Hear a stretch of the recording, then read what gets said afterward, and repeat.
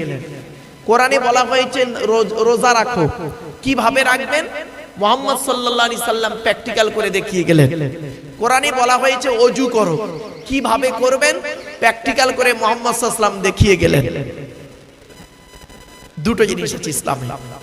তো আসুন আজকের এই কোরআন এবং হাদিসের আলোকে আলোচনা রাখবো ইনশাআল্লাহ। সমস্যাটা কোথায় জানেন? আমরা বর্তমান যুগের কিছু মুসলমান আমরা মরিছি, বর্তমান যুগের কিছু মুসলমান আমরা মরিছি দুটো কারণে। কি কি? না জানার কারণে আর ভুল জানার কারণে। কি বললাম? না জানার কারণে মরিছি আর ভুল জানার কারণে মরিছি। এটাই হয়েছে আমাদের সবথেকে বড় অপরাধ। আমার বাপেরা, কোরআন হাদিস মোতাবেক আজকের আলোচনা হবে। বাপ, একটু ধৈর্যের পরিচয় আপনারা দিন, আমার এই কথাগুলো বলার সুযোগ দিন। তবে একটা কথা আপনাদের বলি, আশা করি ইনশাআল্লাহ আপনাদের হাতে 2-2.5 ঘন্টা সময় হবে তো ইনশাআল্লাহ? ঠিক আছে। আল্লাহর নবী ওয়াজ করতেন। হাদিসটা কোথায় আছে? মিশকাত শরীফে হাদিসটা আছে, বুখারী শরীফেও হাদিসটা আছে। সাহাবীর নাম কি? আব্দুল্লাহ ইবনে মাসউদ রাদিয়াল্লাহু তাআলা আনহু। হযরত আব্দুল্লাহ ইবনে মাসউদ রাদিয়াল্লাহু তাআলা আনহু নবীর কি করতেন শুনে নিন। নবীর জুতো মোবারক বইতেন, নবীর জুতো মোবারক বইতেন, নবীর লাঠি মোবারকটা বইতেন, নবীর লোটা বদনা যাকে বলে এটা বইতেন, নবীর মিসওয়াক জামা কাপড় উনি সাথে করে নিয়ে যেতেন। রাসূলুল্লাহর খাদেম ছিলেন এক প্রকার বললে হয় আব্দুল্লাহ ইবনে মাসউদ রাদিয়াল্লাহু তাআলা আনহু। তিনি বর্ণনা করছেন, আমি নয়, তিনি বলছেন। তাদের কথাগুলো নিয়ে আজকে আপনাদের কাছে অনুরোধ করব। কি? তিনি বলছেন আল্লাহর নবী ওয়াজ করতেন। কবে ওয়াজ করতেন শুনে নিন। বৃহস্পতিবার দিনগত রাতে এশার নামাজের পরে সাহাবীদেরকে নিয়ে গায়ে গায়ে বসে টু দি পয়েন্টের উপরে নবীজি আমাদের বুঝিয়ে বুঝিয়ে ওয়াজ করে শোনাতেন। তাহলে 5টা পয়েন্ট। ওয়াজের উত্তম দিন রাত কোনটা? বৃহস্পতিবার দিনগত রাত। সময়টা কখন? এশার পর। নবীজি কাদেরকে নিয়ে ওয়াজ করতেন? সাহাবীদেরকে নিয়ে। এখন তো নবীও নেই আর সাহাবীরাও নেই, তা আছে কে? নায়েবে নবী। আলেমরা হলো আল উলামা ওয়ারাসাতুল আম্বিয়া, আলেমরা হলো নবীদের ওয়ারিস, নায়েবে নবী। মনে রাখবেন, হাক্কানি আলেমরা হলো নায়েবে নবী, এটা মনে রাখবেন। আর সাহাবীরা নেই, আপনারা হলেন মোমেন মুসলমান। তো নবীজি সাহাবীদের নিয়ে ওয়াজ করতেন। 4 নাম্বার পয়েন্ট, সাহাবীরা কিভাবে বসতেন? গায়ে গায়ে বসতেন। আপনারা কিভাবে বসেছেন? ছড়িয়ে ছিটিয়ে বসেছেন। তাই আমি আপনাদেরকে অনুরোধ করছি, বাবা পেছন দিক থেকে আগিয়ে আগিয়ে এসে সামনের চেয়ারগুলো একটু ভর্তি করে দেন, অনুরোধ করছি। কোরআনের আয়াত আছে, এর পেছনে আসছে। আমি আপনাদেরকে অনুরোধ করছি, সামনে যে চেয়ারগুলো ফাঁকা আছে আগিয়ে আগিয়ে এসে সামনের চেয়ারগুলো ভর্তি করে দেন। নবীজি কিভাবে ওয়াজ করতেন? খুব চিৎকার করে ওয়াজ করতেন না, আর একেবারে স্লো ওয়াজ করতেন না। ওয়াকানা বাইনা যালিকা কওয়ামা, মধ্যবর্তী পন্থা অবলম্বন করতেন। টুকটুক করে টু দি পয়েন্টের উপরে বুঝিয়ে বুঝিয়ে নবীজি ওয়াজ করতেন। কি রকম? এটা হালাল, এটা হালাল, এটাকে গ্রহণ করো। এটা হারাম, এটাকে বর্জন করো। এটা করো, আল্লাহ বলেছে করতে করো, এটা করতে নিষেধ করেছে, এটা থেকে দূরে সরে থাকো। এই হলো নবীজির ওয়াজ। সাহাবীরা যদি বুঝতে না পারতেন সঙ্গে সঙ্গে বলতেন, ইয়া রাসূলুল্লাহ, আমি এই বাক্যটা বুঝতে পারিনি, দয়া করে আমাকে একটু খুলে বলবেন। নবীজি মুচকে হেসে রেগে যেতেন না, নবীজি মুচকে হেসে সুন্দর করে জিনিসটা বুঝিয়ে দিতেন। বুঝিয়ে দিয়ে আবার নবী জিজ্ঞাসা করতেন, এবারে তুমি বুঝতে পেরেছো? সাহাবী যখন বলতো জি হ্যাঁ, এবার আমি বুঝতে পেরেছি। নবীজি তখন অন্য ওয়াজ করতে শুরু করতেন, অন্য আলোচনায় যেতেন। আর আমরা কি করি? ধরুন আমি স্টেজে উঠেছি, একটা কথা বললাম, আপনি বুঝতে পারেননি, বাক্যটা হতেই পারে। আপনি আমাকে বললেন মওলানা সাহেব আপনি দয়া করে একটু খুলে বলবেন, আমি বুঝতে পারিনি। আমি এত বড় মৌলবী, আমি তখন কি বলবো জানেন আপনাকে? বেয়াদব, বাস আদব নেই, এই নেই তাই নেই বলে আপনাকে হাঁকাত দিয়ে বসিয়ে দেব। এটা ইসলামের আদর্শ নয়। জলসা কেন দেওয়া হয়? জলসা দেওয়ার উদ্দেশ্য হলো তিনটে। কটা কটা কটা? তিনটে। কি কি? এক নাম্বার, অজানাকে জানা, অজানাকে জানা। দু নাম্বার, ভুল সংশোধন করা। তিন নাম্বার, কিছু পরামর্শ নিয়ে নেওয়া। কি পরামর্শ দেব আমি আজকে? আমি নিজের থেকে কোনো পরামর্শ দেব না, এই আল্লাহর বিধান কোরআন থেকে কিছু পরামর্শ দেব, আর নবীর হাদিস থেকে কিছু পরামর্শ দেব। সেই পরামর্শ মোতাবেক যদি আমি এবং আপনি পৃথিবীতে চলতে পারি, শান্তিতে থাকতে পারবো, ইনশাআল্লাহ পরকালে জান্নাত পাবো। ঠিক না বেঠিক? ব্যাস, চলো আপনাদেরকে আলোচনা শুরুতেই, আচ্ছা বাবা চা দিয়ে নাও তো, খানটা চাটা দিয়ে নাও। আপনারা 10-5 মিনিট সময় দিলাম, আপনারা চাটা খেয়ে নেন।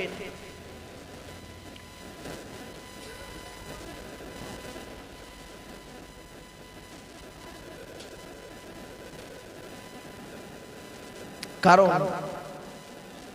2-2.5 ঘন্টার আলোচনা, বেশি নয়। এই 2-2.5 ঘন্টার ভিতরে আপনারা একটু অ্যাক্টিভ হয়ে বসুন। আজ কিছু আলোচনা আমাকে করতে দিন, অ্যাক্টিভ হয়ে বসুন। আমার শ্রোতা বেশি দরকার নেই। 1000টা ভণ্ড শ্রোতার থেকে 10 জন শূন্যওয়ালা শ্রোতার দাম আছে। ঠিক না বেঠিক? আমার বাপেরা একটু ধৈর্য সহকারে সময় দিন। আর মা বোনেরা যারা এসেছেন, মা বোনেদেরকে আমি অনুরোধ করছি, মায়েরা বোনেরা আপনারাও একটু ধৈর্যের পরিচয় দিন। আপনাদের সম্পর্কে আমি 2-4টে কথা আজকের বলবো ইনশাআল্লাহ। আর পুরুষদের সম্পর্কে বেশ কিছু কথা আপনাদেরকে রাখবো ইনশাআল্লাহ। একটু ধীর স্থির ভাবে শোনার চেষ্টা করুন। আলোচনার শুরুতেই একটা অনুরোধ আপনাদেরকে করছি, অনুরোধ করছি, অর্ডার করছি না কিন্তু, হ্যাঁ অনুরোধ করছি। কি? জলসা যখন দেবেন 3টে জিনিসকে ঠিক রাখবেন। 1 নাম্বার বক্তা, 2 নাম্বার কমিটি, 3 নাম্বার শ্রোতা। বক্তার কি দেখবেন? বক্তার 2টো জিনিস দেখবেন। 1 নাম্বার দেখবেন বক্তাটি সত্যিকারের আলেম কিনা। কি বললাম বাবা? সত্যিকারের আলেম কিনা, এডুকেটেড পারসন কিনা, শিক্ষিত মানুষ কিনা। শুধু ডিগ্রি থাকলে হবে না, বক্তাটার আমল আছে কিনা, বক্তাটা নিজে 5 ওয়াক্ত নামাজ পড়ে কিনা, রমজান মাসে রোজা আদায় করে কিনা, বক্তাটা কোনো নেশাভান করে কিনা, বক্তাটা তার বাম্মার ভাত দেয় কিনা, বক্তাটার চরিত্রটা ঠিক আছে কিনা, বক্তাটা তার স্ত্রীর সঙ্গে ভালো আচরণ করে কিনা। আমি বলিনি কিন্তু, আমারে ভুল বুঝবেন না। আল্লাহ নবী বললেন কুন আলিমান, হাক্কানি আলেম হও। হাক্কানি আলেম যদি হতে না পারো, আও মুতাআল্লিমান, হাক্কানি আলেমের ছাত্র হও। তাও যদি সুযোগ না পাও, আও মুস্তামিয়ান, হাক্কানি আলেমরা যেটা বলে মনোযোগ সহকারে শ্রবণ করো, আমল করো। তাও যদি সুযোগ না পাও, আও মুহিব্বান, হাক্কানি আলেমদেরকে অন্তর দিয়ে ভালোবাসো। ওয়ালা তাকুন খামিসান ফাতুহলিকু, 5 নাম্বারটা হতে যেও না, তাহলে তুমি ক্ষতিগ্রস্ত হয়ে যাবে। হাক্কানি আলেমকে, চলো নবী বলছেন, আমি বলিনি বাপ, নবী বলছেন, আমি বাংলা অনুবাদ করে আপনাদের বলে দিচ্ছি। হাক্কানি আলেমকে আল্লাহ নবী বলেন আল্লাহু আজওয়াদু জুদান ওয়ানা আজওয়াদু বানি আদম ওয়াজাদুহুম বাদি রাজুলুন আলিমা ইলমান ফানাসরাহু ইয়াতি ইয়াউমাল কিয়ামাতি আমিরান ওয়াহিদা। আল্লাহ নবী বলেন আল্লাহ হলেন সবথেকে বড় দাতা, আল্লাহর পরে বড় দাতা হলাম আমি মুহাম্মদ সাল্লাল্লাহু আলাইহি ওয়াসাল্লাম। আমার পরে এই পৃথিবীর সবথেকে বড় দানশীল ব্যক্তি কে জানো? ওই আলেম যে ইলিম অর্জন করেছেন, ইলিম মোতাবেক নিজে চলেছেন, সমাজের মানুষকে বলেছেন, তার ইলিম থেকে মানুষ উপকৃত হতে পেরেছে। ওই শ্রেণীর আলেমদেরকে কিয়ামতের মাঠে আল্লাহ এক একটা দলের আমির বা নেতা করে তুলবে। কি ভাবলেন? কি ভাবলেন বাপেরা? বাড়ি থেকে ভাববেন একটু। চল। 2 নাম্বার হলো কমিটি। কমিটি হতে গেলে বাপ 3টে জিনিস ঠিক রাখতে হবে। শুধু কমিটি বলছি না, সকলকে 3টে জিনিস ঠিক রাখতে হবে। কি? 1 নাম্বার সৎ হতে হবে। সৎ কাকে বলে? নবী বলেছেন 2 ঠোঁটের মাঝখানে 2 রানের বীজখানে, এই দুটো জিনিসকে সংযত করো। হারাম খাবার খাওয়া থেকে জিভটাকে ঠিক করো, বাজে ভাষা বলা থেকে জিভটাকে ঠিক করো, পরনিন্দা পরচর্চা করা থেকে জিভটাকে ঠিক করো, লজ্জাস্থানকে হেফাজত করো। ব্যাস, এই দুটো জিনিস ঠিক রাখতে হবে। 2 নাম্বার হলো আমাদের সকলকে হালাল খাবার খেতে হবে। এই কোরআনে আল্লাহ বলেছেন 3 শ্রেণীর লোককে হালাল খেতে। চলুন তো দেখি আমরা এই 3 শ্রেণীর মধ্যে পড়ি কিনা। 1 নাম্বার হলো কি? কোরআনে আল্লাহ বলেছেন 18 নম্বর পারার 4 নাম্বার পৃষ্ঠার 9 নাম্বার লাইনে, সূরার নাম সূরা মুমিনুনের 51 নাম্বার আয়াতে আল্লাহ বলছেন কি? ইয়া আইয়ুহার রুসুল কুলু মিনাত তাইয়্যিবাতি ওয়া'মালু সলিহা। হে রাসূলগণ, হে নবীগণ, আপনারা পৃথিবীতে হালাল খাবার খান আর ভালো ভালো কাজগুলো করুন। তাহলে আল্লাহ বললেন নবী রাসূলদেরকে হালাল খেতে। আচ্ছা, নবী রাসূলরা কোনোদিন হারাম খাবেন এটা হতে পারে? বলুন না। হালাল খাবেন তো? আল্লাহ তো জানেন।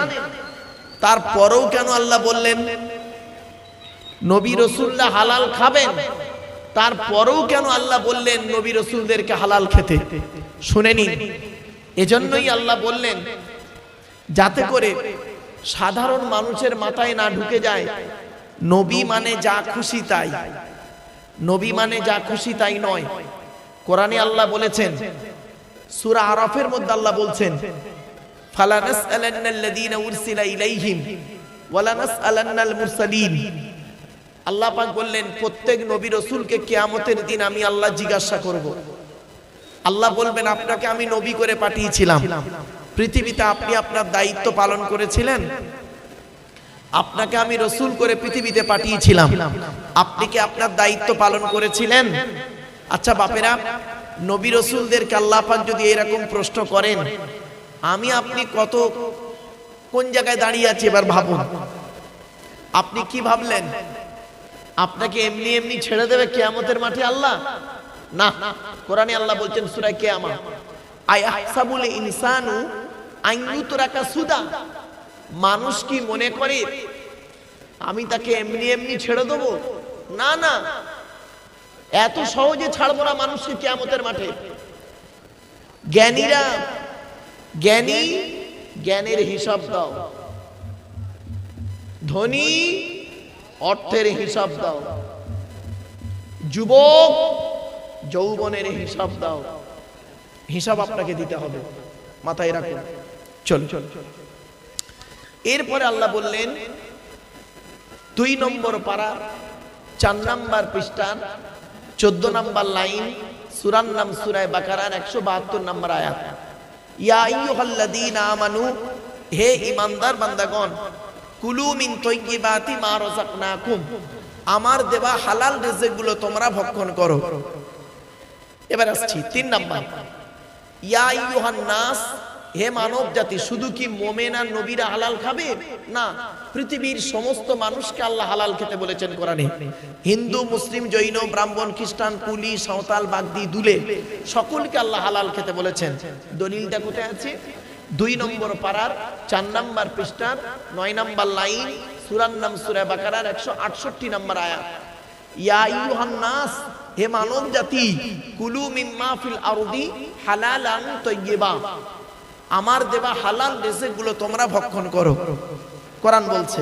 চলো 3 নাম্বার হলো আমাদের সকলকে, যারা মুসলমান আমরা প্রত্যেককে নামাজি হতে হবে, নামাজ পড়তে হবে। এই কোরআনে 82 জায়গায় বিভিন্ন অ্যাঙ্গেলে নামাজের কথা বলা আছে, আর এই কোরআনে লেখাপড়ার কথা 92 জায়গায় বলা আছে। অতএব লেখাপড়া শেখান, ছেলেকে ধনী না বানিয়ে জ্ঞানী বানিয়ে যান, লাভ হবে। সাথে সাথে আর একটা কথা আপনাদের বলি, বর্তমানে ইহুদিদের সংখ্যা বেশি না মুসলমানদের সংখ্যা বেশি বাবা?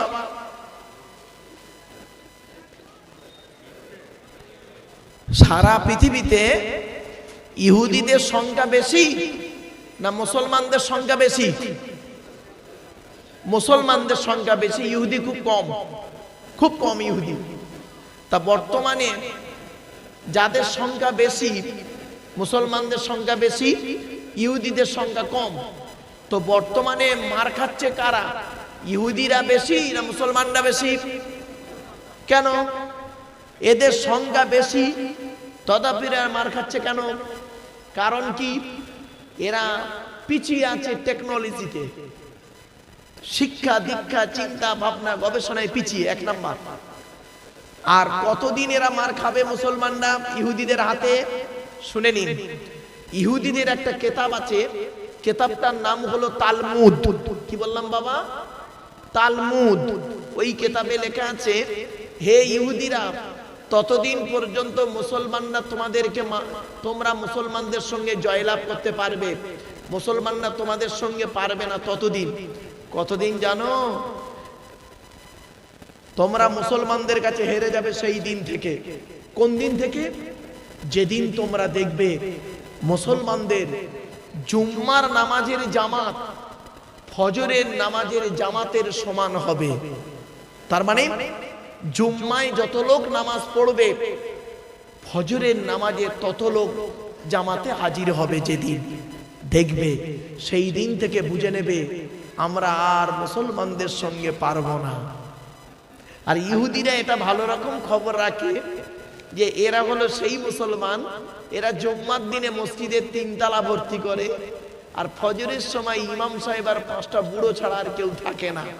অতএব এদের যত মারবি কোনো পাপ হবে না।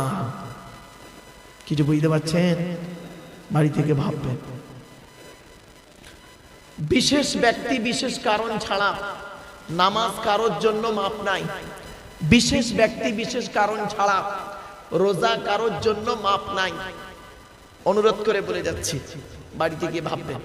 চলো একবার ওই দরুদটা একটু দয়া করে পড়তে পারবেন, যে দরুদটা আমরা নামাজের মধ্যে পড়ি? একবার পড়ি। আল্লাহুম্মা সাল্লি আলা মুহাম্মাদিন ওয়া আলা আলি মুহাম্মাদ কামা সাল্লাইতা আলা ইব্রাহিম ওয়া আলা আলি ইব্রাহিম ইন্নাকা হামিদুম মাজিদ। আল্লাহুম্মা বারিক আলা মুহাম্মাদ ওয়া আলা আলি মুহাম্মাদ কামা বারাকতা আলা ইব্রাহিম ওয়া আলা আলি ইব্রাহিম ইন্নাকা হামিদুম মাজিদ। আচ্ছা বাবা, এই দরুদটা পড়লাম বলে আপনাদের কি কোনো রাগ হলো? একটা কথা বলি, কোন বক্তা যদি স্টেজে আগে যে দরুদটা আমরা পড়লাম, আল্লাহুম্মা সাল্লি আলা সাইয়্যিদিনা মাওলানা মুহাম্মদ ওয়া আলা আলি সাইয়্যিদিনা মাওলানা মুহাম্মদ, ওটাও যদি পড়ে বা এটাও যদি পড়ে বা দুটোই পড়ে, উল্টো পাল্টা ফতোয়া দিতে যাবেন না। আমরা এত বোকা? আল্লাহ পাক কোরআনে বলেছেন নবীর উপরে দরুদ পড়তে। দলিল 22 নম্বর পারার 5 নম্বর পৃষ্ঠা 6 নম্বর লাইন, সূরার নাম সূরা আযম, আয়াত নম্বর 56। ইয়া আইয়ুহাল্লাযীনা আমানু, হে ঈমানদার বান্দাগণ, সাল্লু আলাইহি, তোমরা নবী মুহাম্মাদের উপরে দরুদ পেশ করো, ওয়াসাল্লিমু তাসলিমা, নবীর প্রতি আন্তরিকতার সঙ্গে সালাম প্রেরণ করো। তো আল্লাহ কোরআনে বলেছেন নবীর উপরে দরুদ পড়তে। এবারে আপনি অনেকগুলো দরুদ আছে, নবীর উপরে দরুদ পড়লেই হলো, ঠিক না বেঠিক? আমরা এত বোকা, আমি যে দরুদটা পড়ি বা আমার পীর সাহেব যে দরুদটা পড়ে ওইটাকেই আমি খাস করে নিয়েছি, আর বাকি দরুদ শরীফগুলোকে আমরা কি বলি, উল্টো পাল্টা বলি কেউ যদি পড়ে। খবরদার নয়, আপনি যত দরুদ আছে সব পড়ুন, অসুবিধে নেই। এক কথায় নবীর উপরে দরুদ পড়ুন, আমরা সেটা দেখি না, আমি যে দরুদটা পড়ি ওইটাই যেন ঠিক মনে করি, আর অন্য দরুদ পড়লেই ভুল। খবরদার এটা বলবেন না কোনোদিন। ছোট্ট একটা উদাহরণ দিচ্ছি, কেউ যদি নামাজে যে দরুদটা পড়ে ওই দরুদটা যদি স্টেজে পড়ে, কোনোদিন তাকে কাফের ফতোয়া দিতে যাবেন না। কেন যাবেন না শুনে নিন। আচ্ছা, পৃথিবীর সবথেকে উত্তম ইবাদতের নাম কি জানেন? বলছি, আফজালুল ইবাদাত, সবথেকে উত্তম ইবাদত ইবাদাতুস সালাত। পৃথিবীর সবথেকে উত্তম ইবাদতের নাম কি? নামাজ। কি বললাম বাবা? নামাজ।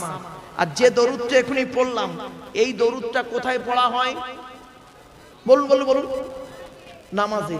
তাহলে উত্তম ইবাদতে উত্তম দরুদ পড়া হয়। তুমি পড়ো না ঠিক আছে, কেউ যদি পড়ে তুমি কাফের ফতোয়া দিতে যাও না, মূর্খের মতো। কিছু বুঝতে পারছেন কথাটা?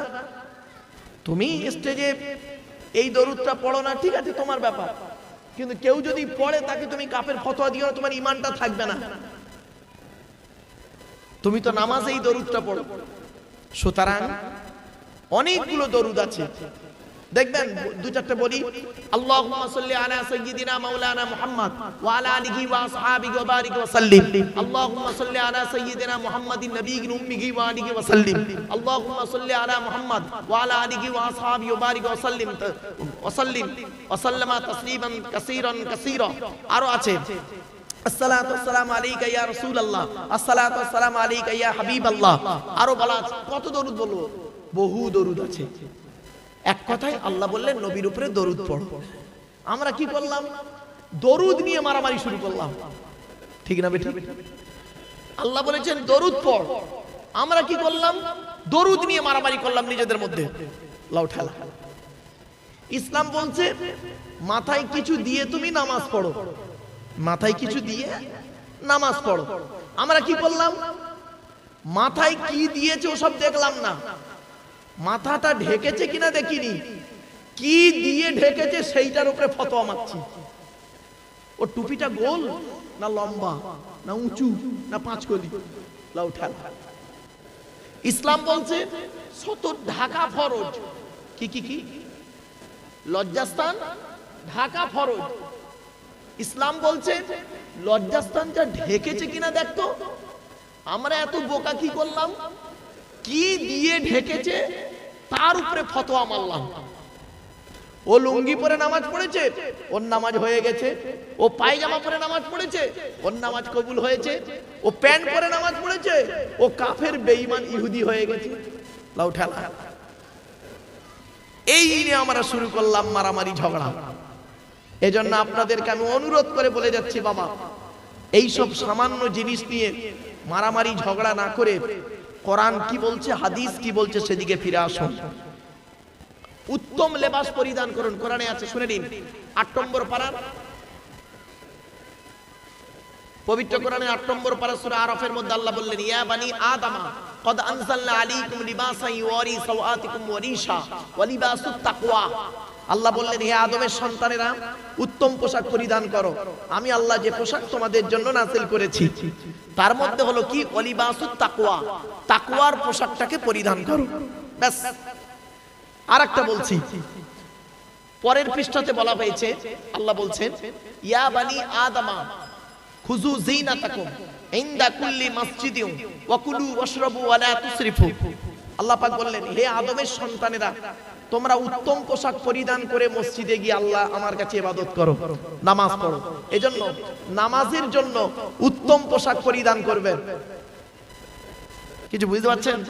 আর আমরা কি করি দেখবেন, কুটুম বাড়ি গেলে যাবার সময় দেখবেন দামি দামি জামা পরে যাই, আর নামাজ পড়তে যখন যাবো ছেঁড়া টুপি ছেঁড়া জামা সব দেখা যাচ্ছে। খবরদার নয়, উত্তম পোশাক পরে মসজিদে গিয়ে নামাজ পড়ুন। কোরআনে বলা হয়েছে খুযু যিনাতাকুম ইনদা কুল্লি মাসজিদিন। কোরআনে বলা হয়েছে, আমরা করলাম কি সেটা করি না। এজন্য উত্তম পোশাক পরে মসজিদে গিয়ে নামাজ পড়বেন, আল্লাহ কবুল করবেন। উত্তম পোশাক পরে নামাজ পড়ো। আমরা করি কি অন্য জায়গায় উত্তম পোশাক পরি, কিন্তু আমরা মসজিদে যখন যাই তখন দেখবেন জিনিস রেডিমেড জিনিস ব্যবহার করি। মাথায় রাখুন। চলো, এরকম অনেক জিনিস আপনাদেরকে আমি বলতে পারবো ইনশাআল্লাহ। এজন্য শুরুতেই বলে নিচ্ছি, দরুদ শরীফ নিয়ে বাবা মারামারি করবেন না, অনুরোধ করে বললাম। এখন দরুদ পড়লে কি লাভ? একটা কথা আপনাদের বলে যাচ্ছি, যতদিন জলসা দেবেন, যতদিন জলসা দেবেন, এই প্যান্ডেলে বসে বসে একটা জিনিসের উত্তর খুঁজে এখান থেকেই বের করবেন। যদি উত্তরটা পেয়ে যান তাহলে জানবেন আমার জলসা শুনতে যাওয়াটা আজকে লাভ হয়েছে। আর যদি উত্তর নাই পান, জানবেন জলসা শোনাটাই আজকে বেকার হয়ে গেছে, টাইমটা লস হয়েছে। উত্তরটা কি শুনে নিন। ভাই কেন? কি বললাম? জোরে বলুন। কেন? কেনর উত্তরটা এখান থেকে খুঁজে বের করুন আজকে বসে বসে। কেন? যখনই জলসা শুনতে যাবেন, যেখানে যাবেন, আমি মানা করব না। আমি এই রকম মানুষ নই যে এই বক্তার ওয়াজ শোনো, ওই বক্তার ওয়াজ শোনো না, ওই বক্তার ওয়াজ শোনো, এই বক্তার ওয়াজ শোনো না। কোরআন হাদিস ইজমা কিয়াস মোতাবেক যিনি আলোচনা করবেন তার ওয়াজ শুনবেন। আমি আপনাদের বলে গেলাম, কারণ কোরআন হাদিস কোনো ব্যক্তিগত মানুষের নয়। ঠিক না বে ঠিক? আমরা তো মূর্খের মতো ব্যবহার করি। কি আমরা আলোচনা করতে গিয়ে একটা স্টেজে 4 জন বক্তা যদি থাকে, এ ওর দেখে সালাম দেয় না, ও ওর দেখে মুসাফা করে না। ঠিক না বে ঠিক? আবার এ এলে ও আসে না, ও এলে ও আসে না। ছি ছি ছি ছি ছি ছি। তুমি একজন মুশরিকের সঙ্গে, ইহুদি নাসারার সঙ্গে, একজন জেনাখোর ব্যক্তির সঙ্গে, একজন পাপী ব্যক্তির পাশে বসে চা খেতে পারো একসঙ্গে, আর একজন আলেমের সঙ্গে এক স্টেজে ওয়াজ করতে পারো না। তাহলে বুঝতে হবে তোমার এলেমের দৌড় কতটা, তুমি কতটা কোরআন হাদিস মোতাবেক চলো। কোরআনের আলোচনা করবেন, হাদিসের আলোচনা করবেন, ইজমা কিয়াসের আলোচনা করবেন। নিজেদের মধ্যে মারামারি খবরদার নয়, এটা থেকে সরে থাকুন। এখন আসছি দরুদ শরীফ পড়লেন কেন, চলুন দেখি কি লাভ আছে। আচ্ছা, দরুদ শরীফ পড়লেন কেন? নবীজি বলেছেন, আল্লাহ বলেছেন পড়তে, পড়েছি। এবার নবী কি বলছে দেখি। আল্লাহর নবী বলেন, মান সাল্লা আলাইয়া ওয়াহিদাতান সাল্লাল্লাহু আলাইহি আশরা, যে ব্যক্তি আমার উপরে একবার দরুদ শরীফ পড়বে, নামায়ে আমলনামায়ে আল্লাহ 10টা নেকি লিখে দেবে। এবার আসছি আরেকটা কথা শুনুন, একটা সুন্দর হাদিস। আচ্ছা বাপেরা, আমরা সবাই জান্নাতের আশা করি তো? জোরে বলুন। করি, প্রত্যেকেই জান্নাতের আশা করি। তো আল্লাহর নবী তার সাহাবীদেরকে বলেছিলেন, তোমরা জান্নাতের আশা করো? সাহাবীরা বললেন জি হ্যাঁ। নবীজি তখন ঘুরিয়ে বললেন, তোমরা জান্নাতের আশা করো, জান্নাত কার আশা করে? মারাত্মক প্রশ্ন কিন্তু। আমরা জান্নাতের আশা করি, জান্নাত কার আশা করে? শুনুন, আল্লাহর নবী বললেন, হাদিসটা শুনুন, ইন্নাল জান্নাতা তাশতাকু ইলা খামসাতি নাফার, জান্নাত 5 শ্রেণীর মানুষের জন্য আশা করে। চলুন এই 5 শ্রেণীর মানুষের মধ্যে আমরা আছি কিনা একবার দেখে নিই। 1 নাম্বার, নবীজি বললেন তালিয়াল কোরআন, প্রত্যহ প্রতিদিন কোরআন তেলাওয়াতকারী মানুষের জন্য জান্নাত আশা করে। এজন্য আমি আপনাদেরকে অনুরোধ করে বলে যাচ্ছি, কোরআন পড়াটা শিখে নিন। পুরুষদেরকে অনুরোধ করছি, যুবকদেরকে অনুরোধ করছি, কোরআন পড়া শিখতে মাত্র প্রতিদিন 30 মিনিট করে যদি আপনাদের এলাকার আলেম উলামা মসজিদের ইমামের কাছে 30 মিনিট করে যদি 2 মাস সময় দেন, কোরআন পড়া শেখা হয়ে যাবে। তালিয়াল কোরআন, কোরআন তেলাওয়াতকারী আমলকারীদের জন্য জান্নাত আশা করে। আপনি জান্নাতের আশা করেন, জান্নাত কার আশা করে আপনি একবার ভাবলেন না? চলুন, 1 নাম্বার কোরআন তেলাওয়াতকারী মানুষের জন্য জান্নাত আশা করে। 2 নাম্বার ওয়া হাফিজিল লিসান, এই জবানকে হেফাজতকারী মানুষের জন্য জান্নাত আশা করে। জোরে বলুন সুবহানাল্লাহ। 3 নাম্বারটা খুব ইম্পর্টেন্ট, অমুত ইমিল জিআন, ক্ষুধার্তকে খাদ্য দানকারী মানুষের জন্য জান্নাত আশা করে। আপনার বাপ মারা গেছে, মা মারা গেছে, 10টা ফকির খাওয়াতে পারেন না? শুক্রবারে জুম্মার দিনে 2টো ফকিরকে বাম্মার নামে খাওয়াতে পারেন না? কেন করেন না? জান্নাত আশা করে ক্ষুধার্তকে খাদ্য দানকারী মানুষের জন্য। আমরা ওসব করি না। 4 নাম্বার হলো খুব ইম্পর্টেন্ট, অমুকসিল উরিয়ান, বস্ত্রহীনকে বস্ত্র দানকারী মানুষের জন্য জান্নাত আশা করে। জোরে বলুন সুবহানাল্লাহ। আপনারা জলসা দেবেন, ভালো জিনিস, সাথে সাথে আরো কিছু কাজ করবেন, অনুরোধ করে যাচ্ছি। কি, এই শীত শুরু হয়েছে, 50টা কম্বল এনে যদি 50টা গরিবকে ডেকে দিতেন, জান্নাত আপনার জন্য আশা করত। 50টা কাপড় এনে 50টা গরিবকে যদি দিতেন, জান্নাত আপনার জন্য আশা করবে। আপনি জান্নাতের আশা করছেন, জান্নাত আপনার মতো মানুষের জন্য আশা করে আছে। বস্ত্রহীনকে বস্ত্র দানকারী।